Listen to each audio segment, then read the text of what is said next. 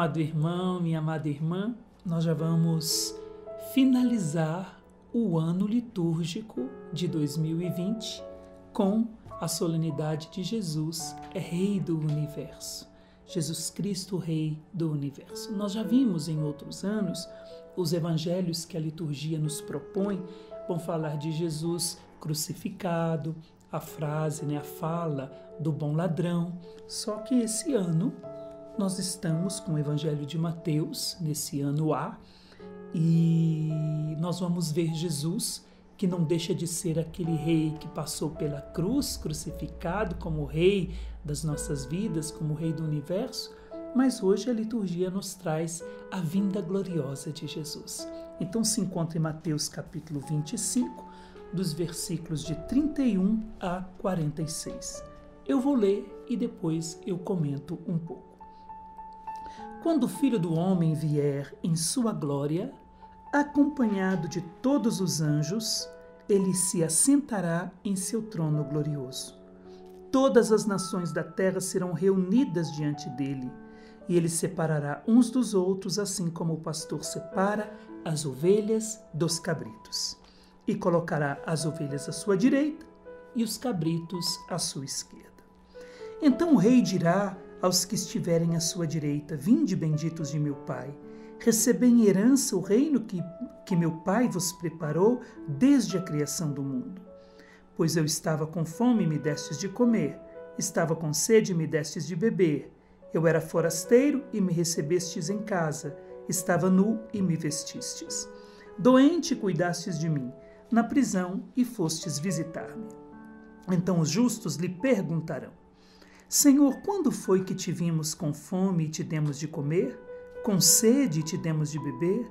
Quando foi que te vimos como forasteiro e te recebemos em casa, sem roupa e te vestimos? Quando foi que te vimos doente ou preso e fomos te visitar?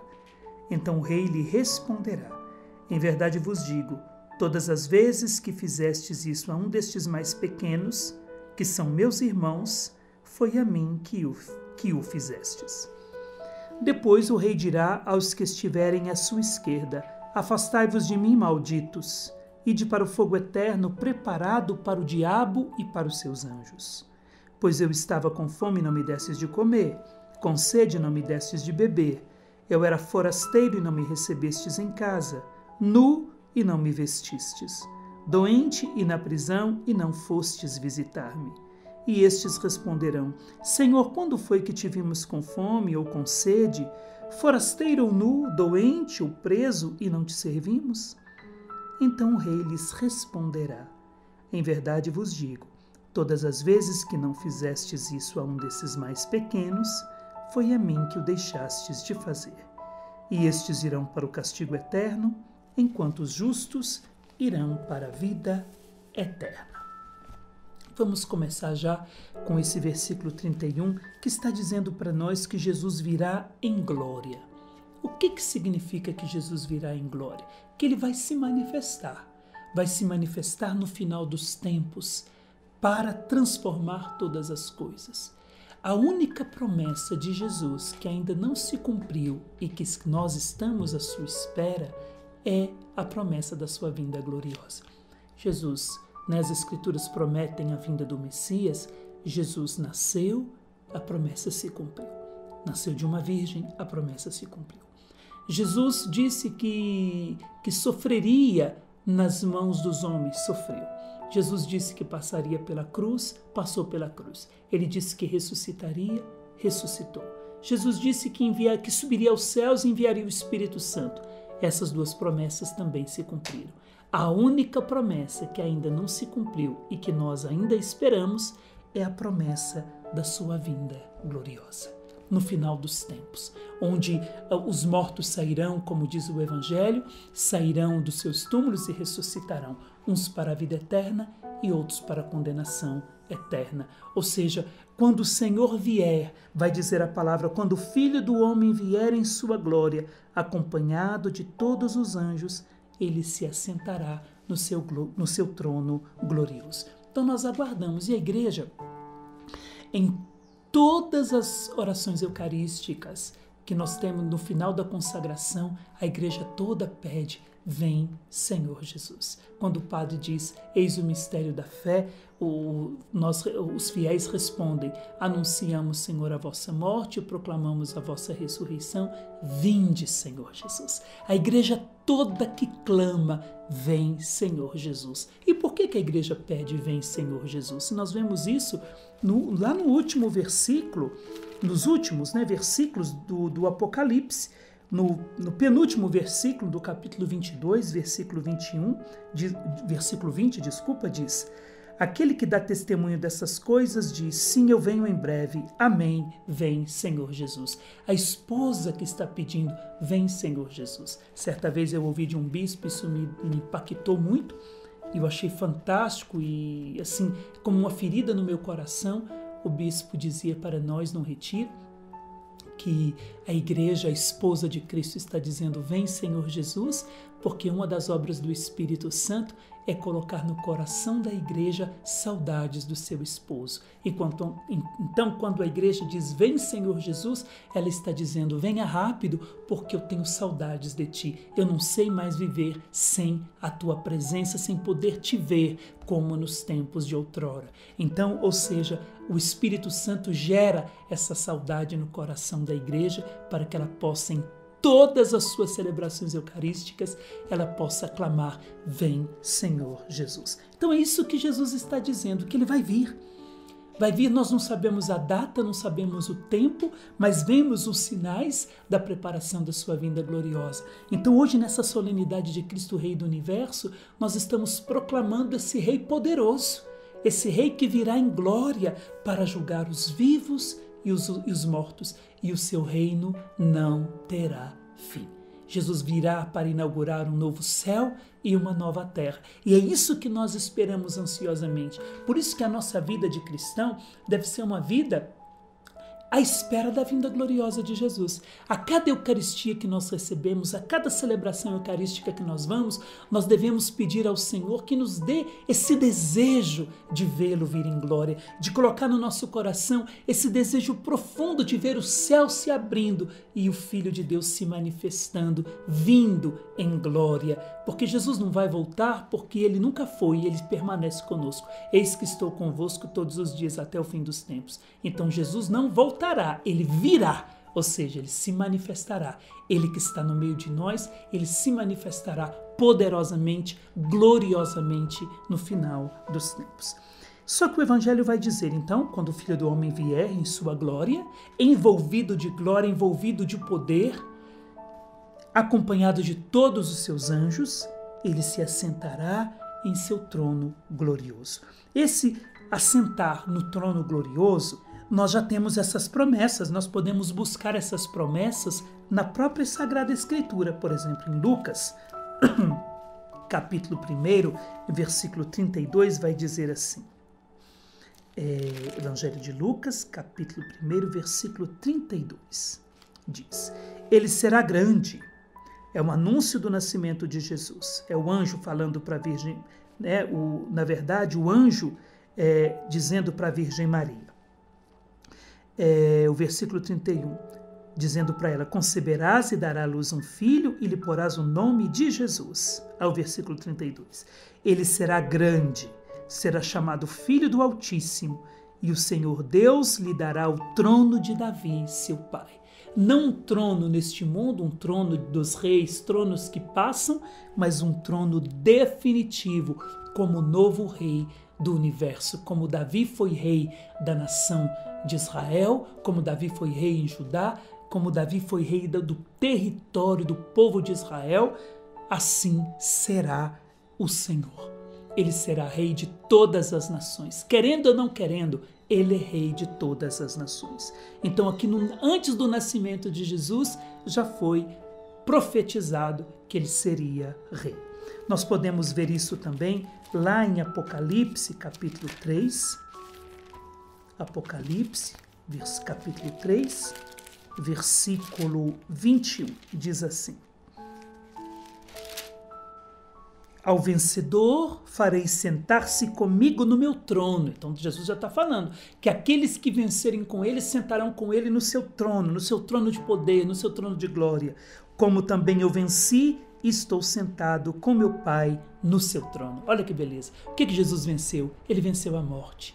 Ele passou por esse mundo, levou a sua cruz até o fim, venceu e agora está sentado no trono com seu Pai. E promete para nós, aqueles que vencerem, que viverem com fidelidade a Deus, que passarem por essas provas desse mundo, as tribulações, sem perder a fé, sem perder a esperança, aqueles que vencerem com Ele esse mundo, sentarão com Ele no seu trono, como Ele senta no trono do seu Pai. O próprio livro do Apocalipse, capítulo 4, versículo 2, vai dizer assim: imediatamente eu fui movido pelo Espírito. Havia no céu um trono, e no trono alguém sentado. Quem é esse que está sentado? Aquele mesmo que disse: e ele se assentará em seu trono glorioso, que é o próprio Jesus. Então nós já vemos nisso. Já vemos aqui na Sagrada Escritura que Jesus virá em glória, com poder e virá em glória, com poder, envolvido com o poder de Deus, com seus anjos e com todos os santos. O Senhor virá na sua glória e sentará no seu trono de governo para julgar os vivos e os mortos. A palavra de Deus vai dizer ainda: todas as nações da terra serão reunidas diante dele. Então ele reunirá todas as nações. E essas nações são todas. Aqui na Sagrada Escritura, no período bíblico, era a nação pagã, aqueles que não eram judeus, a nação dos judeus e também a nação dos cristãos. A nação cristã, a nação judia e a nação pagã. Todas seriam reunidas, todas as nações da terra seriam reunidas diante dele. E ele separará uns dos outros. É interessante que o grego, ele nos dá uma clareza muito grande. Ele vai reunir todas as nações e não vai separar as nações uma das outras, não. Ele reunirá todas as nações e o grego nos mostra claramente. E ele vai separar cada indivíduo pessoalmente. Então não vai separar, aqui está a nação pagã, aqui está a nação judia, aqui está a nação cristã. Não. Ele vai separar cada indivíduo dessas nações, assim como o pastor separa as ovelhas dos cabritos. E como que é essa separação das ovelhas dos cabritos? Na cultura bíblica, os pastores colocavam, tanto os pastores de cabras, de cabritos, como os pastores de ovelhas, colocavam todos os seus animais para pastarem juntos.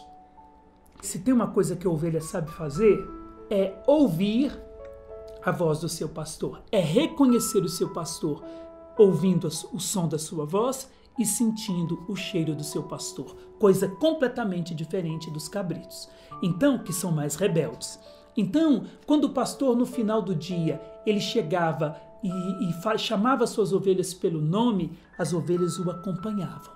Agora, os cabritos ignoravam a voz do pastor. Os cabritos não sentiam nem o cheiro do seu pastor, muito menos ouviam a sua voz. Então, ignoravam a voz do seu pastor. O que Jesus está querendo dizer que vai separar os indivíduos, como o pastor separa as ovelhas dos cabritos? O Senhor vai separar, não que Deus vai dizer, esse daqui eu não quero comigo, esse eu quero comigo, como se Deus fosse injusto, não. Pelo contrário. Aqueles que passaram a vida toda ouvindo a sua voz, quando ele vier em glória ao som da trombeta e que ele chamar pelo nome, aqueles que passaram a vida inteira ouvindo a sua voz, estes ouvirão a sua voz. Esses não ficarão para trás. Esses vão saber qual caminho a seguir, porque o meu pastor é aquilo que Jesus, quando Jesus ele chama depois da sua ressurreição, que Jesus diz para Maria Madalena, Maria, e ela reconhece a voz do mestre, e ela diz Rabone, ou seja, ela, desde que ela conheceu Jesus, ela nunca perdeu o som da sua voz. Ela reconhecia o mestre ouvindo a sua voz. E é isso que as ovelhas farão, porque passaram a vida toda ouvindo a voz do pastor. No final dos tempos, quando ele vier em glória, ele chamará pelo nome e elas obedecerão, e sem hesitar, porque elas já estão acostumadas a ouvir a sua voz. Agora, os cabritos, que passaram a vida inteira ignorando a voz do pastor, quando o pastor supremo vier no fim dos tempos, que ele chamar pelo nome, os cabritos ainda vão continuar a ignorar a voz do seu pastor. Hoje eu lhe pergunto, você que está me vendo, você que está me ouvindo, você é ovelha ou é cabrito? Eu sou ovelha ou sou cabrito? Ainda dá tempo de acostumarmos os nossos ouvidos a ouvir a voz do pastor, porque quando ele vier no final dos tempos, que ele nos chamar pelo nome, aqueles que ignoraram até hoje a sua voz não o buscarão, porque não vão reconhecer a voz do pastor, e esses serão separados como o pastor separa as ovelhas dos cabritos. Eu quero ser ovelha. Estou pedindo neste dia, neste domingo ao Senhor, a graça de ter um ouvido aguçado à sua voz, que eu possa ouvir sempre a voz do Senhor, para que no final dos tempos Ele reconheça quem eu sou e eu possa reconhecer o som da sua voz e ir com Ele, como vai dizer São Paulo aos Tessalonicenses, ir com Ele ao encontro dele nos ares sobre as nuvens. É isso que Jesus está dizendo para nós. Então Ele vai separar, esse é o rei que virá no final dos tempos e vai separar cada indivíduo como o pastor separa as ovelhas dos cabritos. E o interessante é que por que ele fará essa separação? Porque quando Jesus vier em glória, nós seremos julgados pela lei do amor. E é isso que nós vemos no restante do Evangelho. Eu tive fome e me destes de comer, eu estive nu e me vestistes, e, enfim, aquilo que eu já li no Evangelho de hoje. Ou seja, seremos todos, tudo se seguirá no final dos tempos, a lei do amor. O homem será julgado sobre o amor, aquilo que ele fez. Aquilo que ele fez e ele colocou amor naquilo que ele estava fazendo. É interessante que na tradição rabínica, na festa do Yom Kippur, que é a festa do Grande Perdão, eles têm como se fosse um exame de consciência muito sério, porque na cultura rabínica, na cultura judaica, o pecado não consiste só no mal que eu fiz. Na cultura rabínica, o pecado consiste no mal que eu fiz e no bem que eu deixei de fazer. Então é um pecado duplo. Todas as vezes que eu peco, eu estou pecando duplamente. Ou seja, isso é muito interessante, porque eu fiz o mal, eu deixei de olhar o Criador e olhei para a criatura e deixei de fazer o bem para as criaturas em nome do Criador. Então, ou seja, o meu pecado é duplo. Eu deixei de fazer, eu fiz o mal e também deixei de fazer o bem. E é isso que Jesus está dizendo no Evangelho. Aqueles que fizeram o bem serão convidados a entrar com Ele. Agora, aqueles que fizeram o mal serão considerados malditos e se afastarão dele. Então, ou seja, seremos julgados sobre o amor. Só que é interessante ainda a palavra de Deus, que ela vai dizer assim, então o rei lhes responderá, em verdade vos digo, todas as vezes que fizestes isso, mas antes a palavra de Deus vai dizer assim, então o rei dirá aos que estiverem à sua direita, vinde benditos de meu Pai, recebei em herança o reino que meu Pai vos preparou desde a criação do mundo. Pois eu estava com fome, eu estava com sede, eu era forasteiro, e mais eu estava nu, eu estava doente e eu estava preso. Enfim, quando é que nós vimos um rei com necessidades? Pelo menos eu nunca vi. Ninguém jamais viu um rei tendo necessidade que alguém lhe desse de comer, que alguém lhe vestisse, que eu tivesse preso. Mas por que Jesus então está contando isto, falando isto e colocando a palavra rei? Como se o rei tivesse necessidade de alguma coisa material. Na verdade, a resposta está na seguinte questão. Já que o rei não tem necessidade nenhuma, como é que Jesus vai contar isso então falando de rei? Para dizer para nós que Jesus, ele não tem necessidade também nenhuma disso. Mas como o homem foi criado à imagem e semelhança de Deus, todas as vezes que um desses pequeninos, que são imagem e semelhança de Deus, estão passando por necessidade, significa que o próprio Deus se coloca no lugar dele. Deus se abaixa e fica do tamanho daquela pessoa. É como se ele próprio estivesse passando necessidade, ele que é o rei. passando necessidade, porque um dos seus, que é a imagem e semelhança dele, está passando necessidade. E quando eu faço bem para um que é a imagem e semelhança de Deus, é como se eu estivesse fazendo bem para o próprio Deus que se coloca no lugar dos pequeninos. Olha que beleza, que interessante, que coisa bela. E é isso que Jesus está dizendo. Só que eu quero terminar com duas palavrinhas no grego e que eu acho muito importante. Não no grego, mas eu vou pegar uma passagem do Antigo Testamento e vou explicar essa palavrinha aí no grego. Se eu pegar, porque Jesus vai falar de hospedar, Jesus vai falar de visitar, e na verdade, quando Jesus fala isso, ele está cumprindo o profeta Isaías, o versículo 35 do Evangelho, que diz assim, né?